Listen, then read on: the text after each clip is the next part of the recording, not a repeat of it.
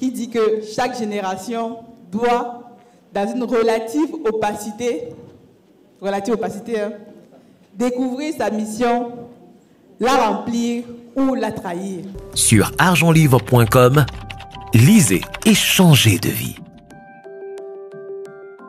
Déjà, je tiens à remercier tout le monde pour votre présence aujourd'hui. Et aujourd'hui, après le pouvoir des livres, on va parler du pouvoir de l'argent. Je pense qu'on est bien entouré par les chercheurs d'argent. Et donc, on va parler de poisson. Qui aime le poisson parmi vous? Ou qui n'aime pas le poisson? Ok, tout le monde aime le poisson, j'espère. Et qui aime l'argent? Ok, on aime tous l'argent. Donc aujourd'hui, je vais vous parler de pisciculture.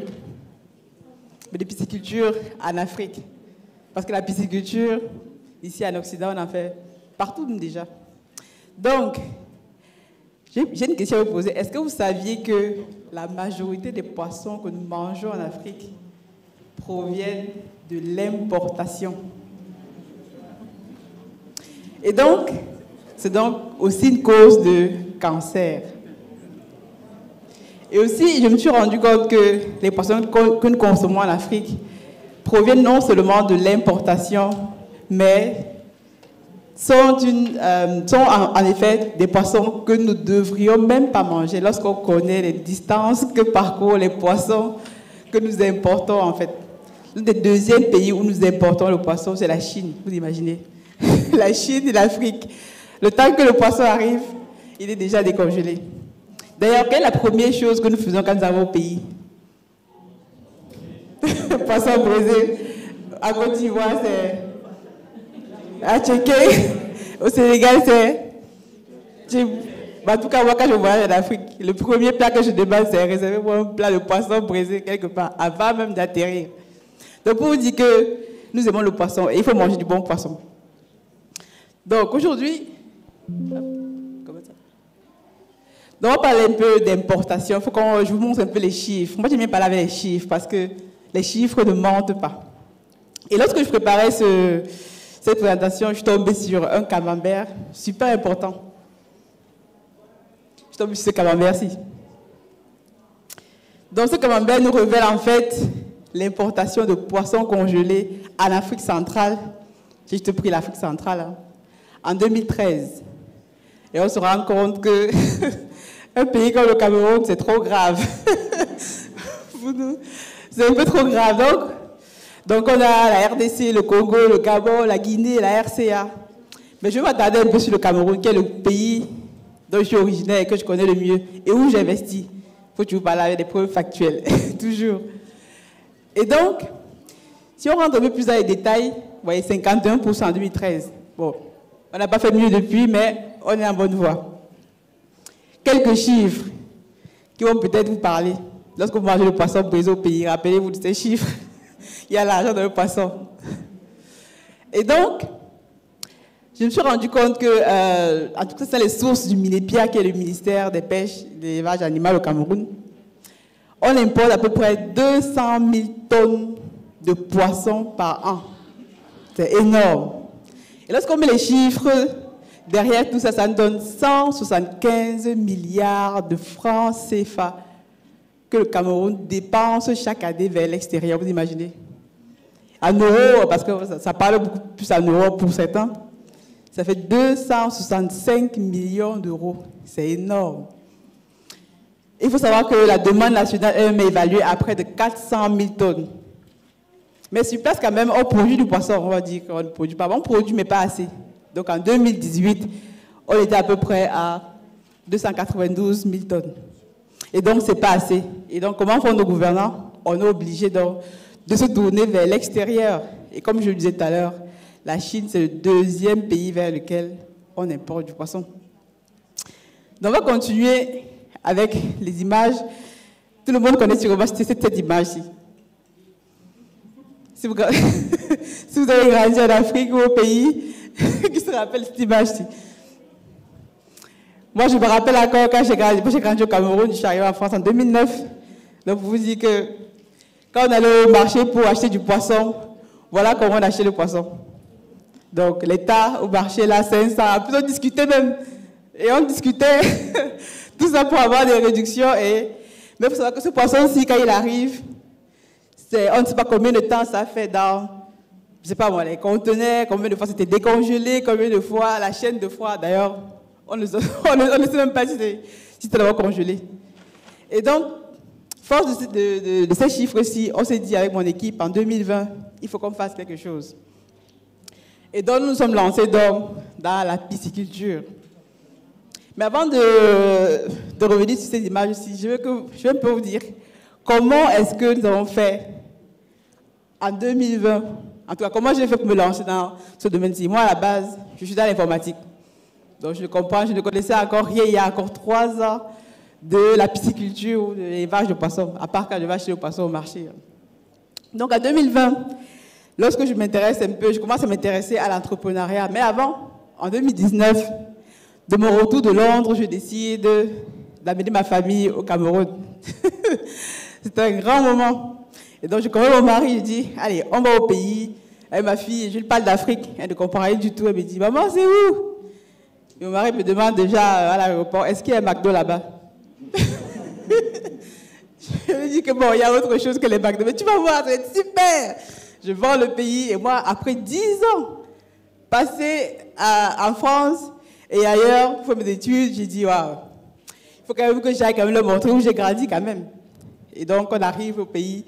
Je vous laisse toute la suite. Mais on arrive, la première chose qui me frappe déjà, c'est qu'on coupe la lumière. J'arrive à l'aéroport, il fait noir. Ma fille me demande, maman, qu'est-ce qu'il y a? Je lui dis, bon, t'inquiète pas, ça va revenir, t'inquiète. Mon mari me dit, d'accord, où est-ce qu'on est là? Bon, pour vous dire qu'on a passé tout la sortie dans le noir avec des bougies. Il y avait quand même quelques bougies pour nous éclairer. Et donc, c'est à ce moment-là que je comprends que, waouh, il y a un truc qui n'a pas marché. Moi qui idéalisais le pays, je disais que, waouh, on va trouver de grandes choses au pays. Et donc, on ramène quelques fournitures scolaires et je vais, comme ça, dans mon ancien collège, je dis, bon, j'ai ramené quelques fournitures scolaires, je vais offrir aux gars. Et quand j'arrive à l'entrée de mon école, il y avait un trou. Bon, moi, voilà, à l'école, je partais à pied. Et le trou que j'ai laissé, il y a 10 ans de cela, il est devenu quoi? Il est devenu un ravin. Et donc, je me dis, mais comment ça se fait? Bon, bref, à ce moment, j'ai compris qu'il y a quelque chose à faire au pays. Mais je ne savais pas encore quoi. Mais à l'époque, moi, j'ai fait mes études dans le domaine spatial à Toulouse. Moi, j'habite à Toulouse. Hein. Et quand je parlais de ça à mes amis, je disais, je veux faire quelque chose au pays, je veux faire une académie dans le spatial, je veux apprendre aux gens les étoiles, tout ça. Et les gars me disaient, mais Agnès, qu'est-ce que tu vas aller faire au pays, apprendre aux gens les étoiles? Les gars ont faim. Tu vas aller parler d'étoiles, de planètes. Il faut rester, les gars ont faim, Agnès. Et moi, je me disais, mais non. Mais en 2020, quand je suis rentrée, je me suis rendu compte que c'est vrai, les gars ont faim. Et il fallait que je résolve d'abord les problèmes de base, avant de commencer par Brospatial et tout. Mais c'est un projet que j'ai toujours en tête. Et donc, en 2020, avec 4 de mes amis, on lance ce projet. Un ami qui me dit, quand je reviens en France, Agnès, j'ai appris que tu étais au pays. Est-ce que tu peux m'envoyer des sous pour investir dans mon projet? J'ai dit non. Je n'envoie pas des sous aux gens comme ça.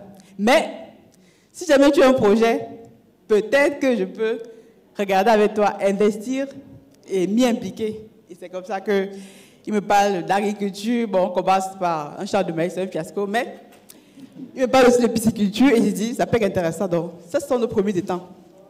C'est pas très glorieux, mais... Et là, c'est l'un de nos premiers spécimens, 2 kilos, les silures. Donc, actuellement, nous élevons les silures. Moi, on ne s'arrête pas là. Ce projet-ci, quand je l'ai démarré, j'avais une grande vision. J'ai toujours une grande vision. Et donc, le projet que vous allez voir aujourd'hui, pour certains le connaissent peut-être, est aussi à une rencontre. Un peu comme dans ce type d'événement, pour faire des rencontres. Et dans cette rencontre, donc, c'est avec l'équipe d'Investir au pays. Donc, en 2020, il y a plein de choses qui sont passées. J'ai lancé le projet, je me suis lancé dans le business, j'ai commencé à investir au pays, j'ai commencé. Et surtout, je cherchais une formation dans la pisciculture en ligne. Et la seule que j'ai trouvée, c'était chez Investir au pays. Et donc, j'ai pris plein d'informations chez lui dans la pisciculture pour avoir déjà le vocabulaire. Quand on veut se lancer quelque part, il faut toujours avoir le vocabulaire. Au moins, vous savez de quoi vous parlez. Si on veut vous arnaquer, au moins, vous savez ce qu'on appelle à levain. Bon, qui sait ce qu'on appelle à levain? Bon, à levain, c'est les petits poissons, ouais, les petits poissons. D'accord. Et donc, investir au pays, donc, c'est une interview que nous faisons sur l'un de nos sites piscicoles qu'on vient de voir. Mais l'interview que vous voyez là a failli ne pas se produire. Parce qu'en 2020, justement, lorsque je prends la formation, je partage mon expérience dans un groupe de formation. Donc, lorsque vous prenez une formation, exigez même, demandez d'intégrer un groupe de formation. Toujours. Moi, je demande toujours ça. Et donc, quand je demande un groupe de formation, il me dit qu'il n'y en a pas. Je dis, mais comment ça, il n'y en a pas? Dans toutes les formations, il y a toujours un groupe de formation. Il me dit, la pisciculture, tu es encore la seule à avoir pris la formation. J'ai dit, peu importe, je veux entrer dans un groupe de formation. Et donc, il m'intègre dans le groupe de formation du poulet. Le poulet, des gens qui ont pris des formations pour lancer des élevages de poulets. J'ai dit, OK, c'est cool. Et moi, dedans, je partage ce que nous faisons au pays, tout ce qu'on fait, les ventes, etc. Et un jour, comme par hasard, il me dit, Aniel, quand est-ce que tu viens à Paris faire une interview? Et là, j'ai dit, waouh, si Philippe Simo s'intéresse à ça, c'est qu'il y a vraiment quelque chose dedans. Et donc, c'est comme ça que, en décembre 2021, moi, je fais mon billet, je devais aller au pays. Je lui dis, non, là, c'est compliqué, on va attendre. Et en fait, en décembre, j'ai le Covid à l'aéroport, j'appasse à l'aéroport, bon, je ne veux pas y aller, mais je repousse le voyage en janvier. Et en janvier, comme par hasard, je dis à Philippe, si tu es au pays, c'est encore mieux si on le fait au pied de nos étangs. Et c'est comme ça qu'il est au pays aussi. Il donne rendez-vous à 11h et on a l'interview à 17h. Vous imaginez? Et après, il me dit, Daniel, heureusement que tu es resté parce que sinon, on repoussait à plus tard. Je dis, non, aujourd'hui, là, ton pied, bon pied. Et donc, c'est comme ça qu'on a fait cette interview. Comme vous avez sûrement vu sur sa chaîne. Vous avez pu la voir. Et ça a tout changé dans le projet que moi j'avais. Moi, j'avais un projet où je devais inviter quelques personnes à aller avec nous, investir dans quelques étangs, 2 ou 3, pas beaucoup. Mais suite à ça, on a eu tellement de demandes que je me suis dit, waouh, Aniel, quand il y a une demande, il faut créer l'offre. Quand il y a une demande, il faut créer l'offre. Effectivement. Et donc aujourd'hui, je suis promotrice de l'entreprise Africa Food Industries, basée à Yaoundé au Cameroun. On fait essentiellement dans la pisciculture, l'élevage, mais surtout la transformation de poissons. Ça, c'est la deuxième étape. Quelques chiffres. Les gens aiment bien les chiffres. Vous aussi? Les chiffres ne mentent pas. Donc, Africa Food Industries aujourd'hui, c'est 56 actionnaires de par le monde. Des Africains, des Camerounais, de la diaspora, des Balkans, de tout le monde, même des Européens, ont décidé d'investir dans ce projet-ci. On est des actionnaires, pas des investisseurs. Parce que quand on parle d'actionnariat, il faut bien comprendre la différence entre les deux. Moi, je dis aux gens, on est sur le long terme. Parce qu'il y a me demande souvent, Aniel, quand est-ce que je vais récupérer mon argent? Et moi, je dis non, on est sur le long terme. Donc, si on est sur le long terme, ça veut dire qu'il faut laisser le temps à l'entreprise de travailler. Et donc, en 2022, on décide de réunir notre argent ensemble pour lever 175 000 €.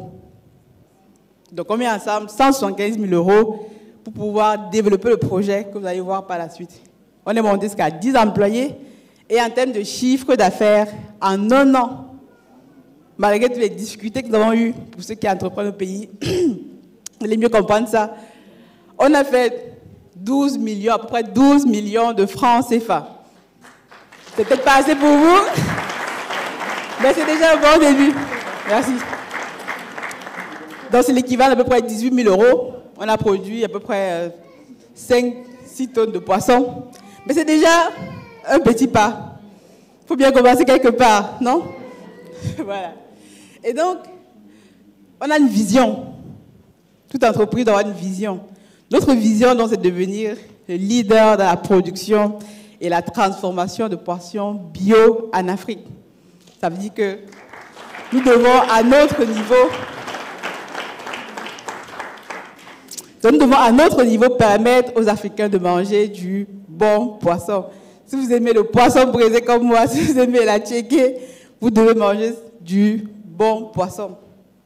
Et donc, je vous montre ici nos étangs aujourd'hui. Ça, c'est notre site que vous avez vu tout à l'heure. Donc, il a changé. Donc, on est passé de 3 étangs à 4 étangs. Donc, on a amélioré les choses au fur et à mesure. Hein. Donc, on est sur 3 sites piscicoles aujourd'hui qu'on a acquéris. Et donc, le premier site, c'est celui-ci à Bibé, donc à Yaoundé, pour ceux qui connaissent, aux alentours de Bankomo. Pardon. Et notre deuxième site, toujours dans ces alentours-là, dans une localité qu'on appelle Okoamaria, on a aussi 4 étangs par là. Et donc, on a un troisième site que nous n'exploitons même pas encore parce que, comme je l'ai dit, on veut être les leaders dans la production de poissons. Donc, on a fait les choses en grand. Et lorsque je partage sur mon expérience sur les réseaux sociaux, notamment sur YouTube, et j'ai toujours beaucoup de questions. Je me dis, Aniel, comment tu fais pour investir au pays? Tu n'as pas peur, tu n'as pas peur. Et donc là, j'ai juste recensé 3 raisons qui empêchent la diaspora d'investir en Afrique. Juste 3 raisons, il y en a des tonnes. Mais 3 raisons. La première, c'est, Aniel, tu n'as pas peur des vols, l'arnaque, les gens qui vont être malhonnêtes, bien sûr. J'ai peur de tout ça, mais comme je dis souvent, le plus important pour nous, c'est de réduire le vol. On sait qu'ils vont nous voler forcément, mais c'est à toi de mettre en place des stratégies pour réduire le vol. Et pour ça, il faut s'entourer des bonnes personnes. Et donc, venez se former avec nous. Être aux côtés des personnes qui sont déjà dans le domaine est un super levier. Ensuite, on me dit souvent, Agnès, je ne connais personne, je ne sais pas par où commencer, comment je vais faire. Mais justement, si tu ne connais personne, ce genre d'événement est intéressant parce que tu vas pouvoir réseauter, tu vas pouvoir rencontrer de magnifiques personnes. Aujourd'hui, j'ai eu l'honneur de discuter avec l'ex-première dame, Madame Boumedienne d'Algérie, et c'est vraiment un honneur pour moi, Madame, d'avoir pu échanger avec vous. Et donc, il faut être dans des endroits comme ceci. Il faut être là où les choses se passent, comme dit souvent Valère. Et enfin, une dernière raison, on va dire, je suis trop jeune, je suis une femme, je suis enceinte. Bon, j'ai des enfants. Pareil pour moi aussi, hein, donc aucune excuse. Moi, j'appelle ça des excuses. Si tu veux investir, alors tu y vas. Donc, je vais vous donner 3 raisons d'investir. 3 raisons, seulement 3 raisons.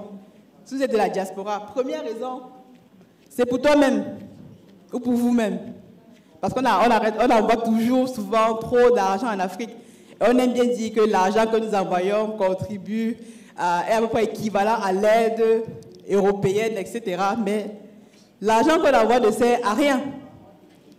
C'est juste pour se nourrir. Ça ne crée pas d'industrie, etc. Mais donc, si tu veux éviter que ta famille t'embête tous les 14 du mois ou 15 du mois, commence à investir au pays. Parce que là, tu pourras leur dire, va travailler dans mon entreprise et alors, en tout cas, moi, c'est comme ça que je fais. Et depuis ce temps-là, je ne suis plus dérangée. Donc, pour terminer, si tu veux rentrer en Afrique, c'est le moment pour toi d'investir au pays. Parce que là, tu vas te connecter avec plein de monde et ainsi que voir comment fonctionne l'agrément sur place. Et finalement, participer au développement du continent. Pour finir, je vais vous laisser avec cette citation que j'aime bien, de Frantz Fanon, qui dit que chaque génération doit, dans une relative opacité, découvrir sa mission, la remplir ou la trahir.